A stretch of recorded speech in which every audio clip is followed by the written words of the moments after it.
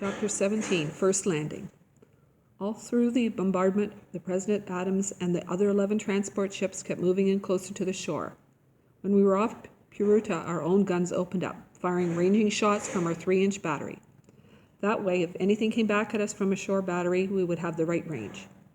Nothing came back at us from the island, but our ship's gunners still sprayed it with bursts of 20mm fire as we passed a beam.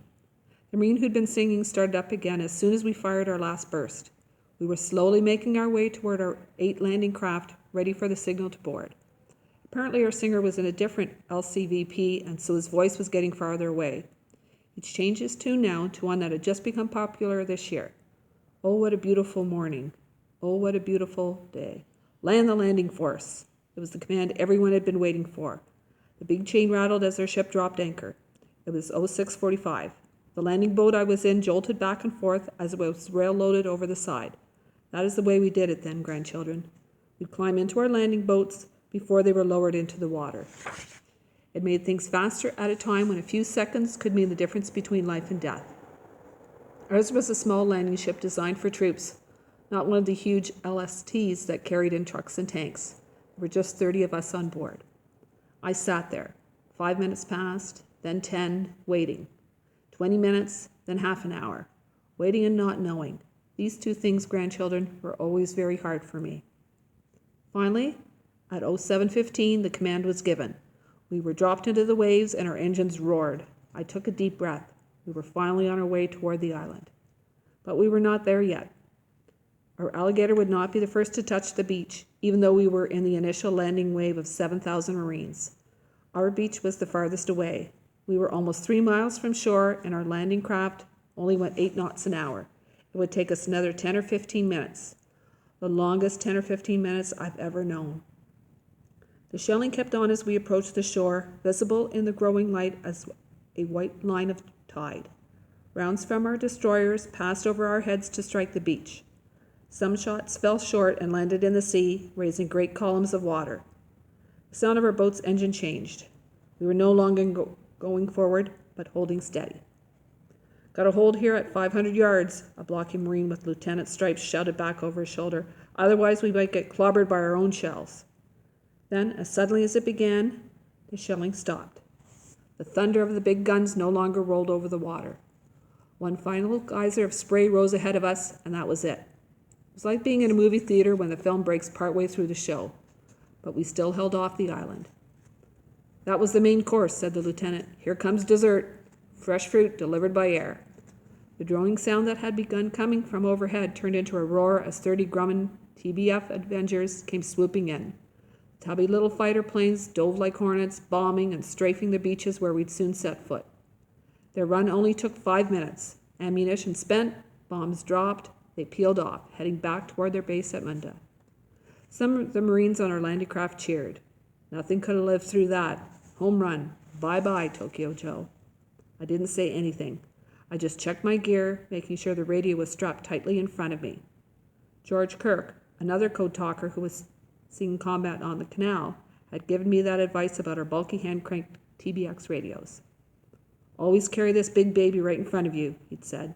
It'll protect you from anything short of a mortar round. When it comes to hitting the beach, I'd a lot rather have this one of these new little portable units. Heck, they won't even stop at 22. All right, the lieutenant said, let's go. Once again, we moved forward in the waves. It was bright enough now to see clearly everything in the boat. As I looked back, I noticed something I hadn't been able to see before the dark lifted. Our little Alligator had a ramp on the back to be lowered when we got close to shore and swung around so the aft side was toward the beach. That way, the landing craft could make a quick run back out of sea once everyone was off. Someone with a sense of humor had written in big letters on that ramp, "Fire exit, women and children first." We were so close, I could see how hard the surf was pounding the shore. The beach was not at all like the one we had practiced on at Guadalcanal. It rose up here from the edge of the water as abruptly as a high wall. 50 yards from that steep beach, the guns opened fire. Not ours this time. They were guns of the Japanese. A round from a Japanese .77 hit the waves so close to us that our boat rocked like a toy swatted by a giant. But we kept going, bullets pinging off the prow. "Keep your heads down," the lieutenant yelled. "Get ready to go." There were eight boats in our wave. As we swung around, I saw the boat to our starboard side take a direct hit. It rose up out of the water in an explosion of smoke and flame and spray. When it fell back, it looked as if it had been crushed in a huge fist. Then our ramp grated on the sand. "Go, go, go!" It was not just the lieutenant shouting. We were all yelling that word. And we went. Someone's hand was on my shoulder as we all surged forward, leaping or stumbling onto the beach, firing our weapons in the directions that it seemed the bullets were coming from, falling onto our bellies to get under the deadly crossfire, crawling up that wall of sand to find ourselves confronted by the jungle's thick walls of green. Despite all that confusion, the noise of hostile fire, the sound of men crying out as they were hit by shrapnel and bullets, we kept pushing forward. Our training took over, even though some of us were so confused and afraid that we could hardly think.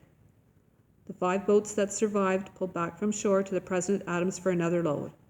I don't remember digging a foxhole, but I found myself inside one, my shovel stuck in the moist, dark sand and tree roots at the bottom of the 4-foot-deep hole. The sounds of firing were still all around me as the Japanese continued to cover the beach with their well-planned ambush. Another Marine, close to twice my size, was next to me. I was tying a handkerchief around his arm, which had been wounded by shrapnel. It was Georgia Boy. I hadn't known he was in the landing craft with me, but it must have been his hand on my shoulder, urging me forward as we hit the beach. "Chief," he said, "you're all one tough little Navajo. You know y'all drugged me in here with one hand?" I finished knotting the bandage, and Georgia Boy leaned back against the wall of our foxhole. As I looked at my watch, I noticed that my fingernails were broken and bleeding. It was 08:45. Of the 12 landing zones, our beach, Blue Beach 1, was the worst. Despite the sound and fury of our shelling and our air attack, the Japanese pillboxes had been untouched. Dug deep into the coral 10 yards back from the beach, roofed with coconut palm logs, and concealed under a thatch of leaves, 300 Japanese had waited out the storm. Our hundreds of rounds of 5-inch shells had either landed too short or too far inland or exploded overhead when they hit the palm trees. I looked back down at Blue Beach 1. It was a mess. The surf and the high sand wall had made it impossible to unload the tanks. They were bogged down and stuck. Dozens of landing craft were broached and stranded, some so badly damaged by the surf and the coral reef that they'd have to be towed back for repair.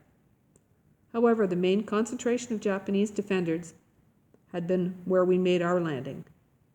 Everywhere else, there had been only light resistance.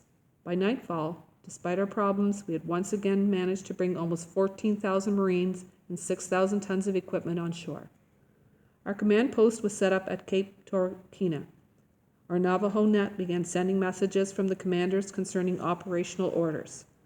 Everything from the rear echelon to the forward echelon and back was sent through us. So I had a clearer picture than most. 70 Marines killed or missing, another 124 wounded. The Japanese had resisted hard, but our superior numbers had finally forced them to disappear back into the jungle. By the late afternoon, everything was as quiet as a picture postcard. It had been a long, strange day. Some of the Solomon Islanders who had been watching our invasion from the jungle came out and began wandering around the beach. They were happy to see us. They shook hands with us Marines and patted us on our shoulders. The natives were all barefoot and almost naked. Some of them carried bows and quivers of arrows. "Y'all kill any Japanese with that rig?" Georgia Boy said to one of the islanders whose arrows were tipped with jagged pieces of metal that had once been shrapnel. The man smiled, showing his red-stained teeth, as he nodded and held up 2 fingers. Suddenly a mortar shell came whistling in, landed 200 feet away, and exploded. Georgia Boy dove down into our foxhole.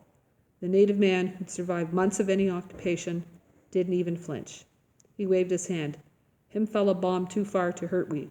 I hear him coming a long time. Want fruit?" Then he handed us a bunch of bananas. As I drifted off to a fitful, exhausted sleep late into that night, I thought about what was the strangest thing of all the first day of combat.